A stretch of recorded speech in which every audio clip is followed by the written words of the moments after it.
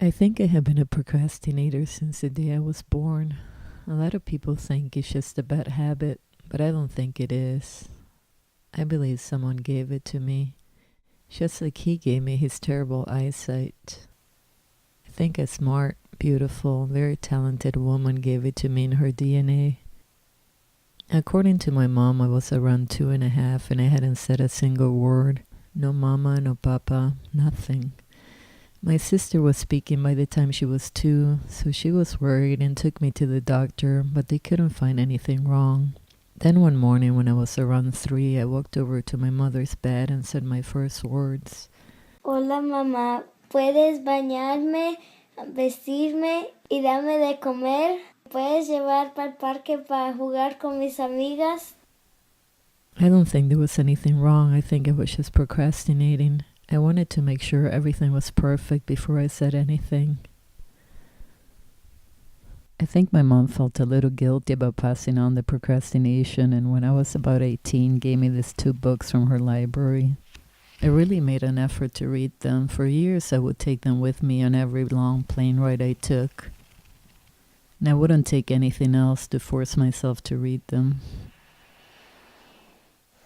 I took them on a trip to Paris that was about 8 hours long. Another 9-hour trip to Uruguay. And even on a very long flight to Australia that was around 20 hours long.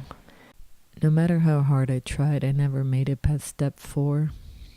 At a certain point, I would give up and start reading anything else I could find on the plane. I realized it's incredibly hard to get a procrastinator to read a procrastination book. In 2010, I went to a friend's house and saw this on his wall. I'm not sure what caught my attention first. I think it was this photo by Nan Golden.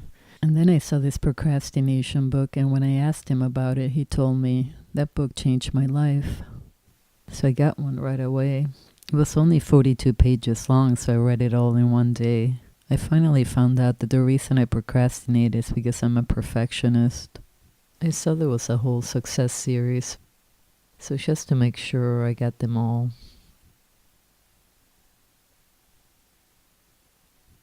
But I never read the other ones.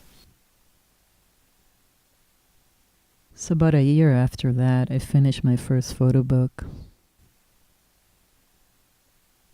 Got some good reviews and got shown at Aperture Gallery, and I was really happy because it was really close to one of my favorite artists, the great Sophie Calle. Made it to some great libraries and even got shown in a museum and even all the way to Paris Photo. I was really happy about finishing my first book, but after that I haven't finished any other project. My name is Zach Danish. I'm 27 years old. I am an artist and not a procrastinator. First 2 books were probably like 110 to 150 pages or so. Third book was 258 pages. This one is 400 pages. A book obviously of this size is a ton of work. It's a shit ton of work.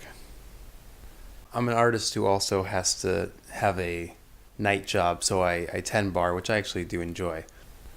I also am very serious about my training, my jiu-jitsu and Muay Thai. That's sort of my life, is bartending, fighting, drawing. Those are the 3 things that I do consistently. I haven't finished any other projects since that book in 2011, and when I saw how much my friend Zach has done by not procrastinating, I decided I needed to find another book and get some help. I started looking in the library for one, and I found this one. What I love the most is that this one was specially for artists, and I also love that it would only take 15 minutes a day. Then I saw the title, Chapter 2, and thought this might be the book for me. But I only have about 20 projects that I need to finish. I started reading it on the phone, but I don't like reading books like that. I wanted to get a real book, and once I got it, I couldn't put it down. It was so good that I was reading it everywhere.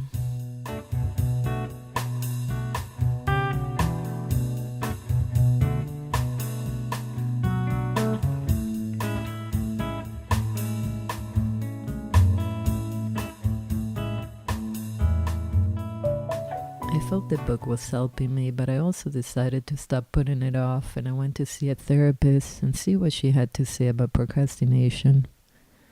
The key is to not expect someone to try to not be themselves. I mean, that's what, when people come in and they want to stop procrastinating, they're essentially saying, I want to stop being me in this one way. So how does someone stop being themselves? And so I encourage people to just fully embrace being a procrastinator. You fully embrace it, and then you can sit back and you can watch yourself being a procrastinator. You can watch yourself and feel through why it is and what it is that you don't want to do. Have that be a part of what it is that you don't want that to be a part of your life anymore. Why would you not want to be who you are? So there's some conflict there, right? But the way to approach conflict isn't to fight against the conflict. The key to conflict is to submit and to accept, and then to watch and to feel. Because a lot of times procrastination is actually an avoidance of feeling. I mean, that's essentially what human beings do. They don't want to feel something. They'll do everything to not feel it. And I believe that procrastination essentially is avoidance of feeling. I'm pretty sure I'm always going to be a bit of a perfectionist and a procrastinator, but I'm okay with that. It took me a while to be happy with this shot. But I'm getting a little better. That's why I left that tape there instead of fixing it. And if you notice that, you're a perfectionist too. Some people might live their whole life being extreme procrastinators and be the most successful,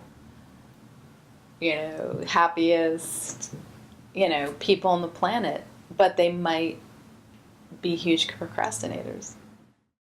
I think that's true. My mom came to this country with a scholarship to study, and even though she is a procrastinator, she still managed to get a PhD, raised 2 daughters, both of them procrastinators, and became a school principal who helped hundreds of youth graduate from high school.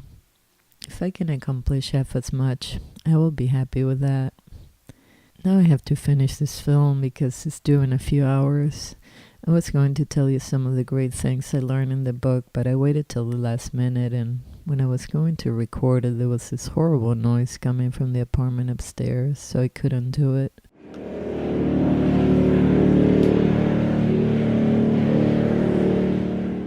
And now we'll finish with some advice from the experts. The thing I just want to say to everybody is, you're fine. You're fine. You're doing a great job with your life.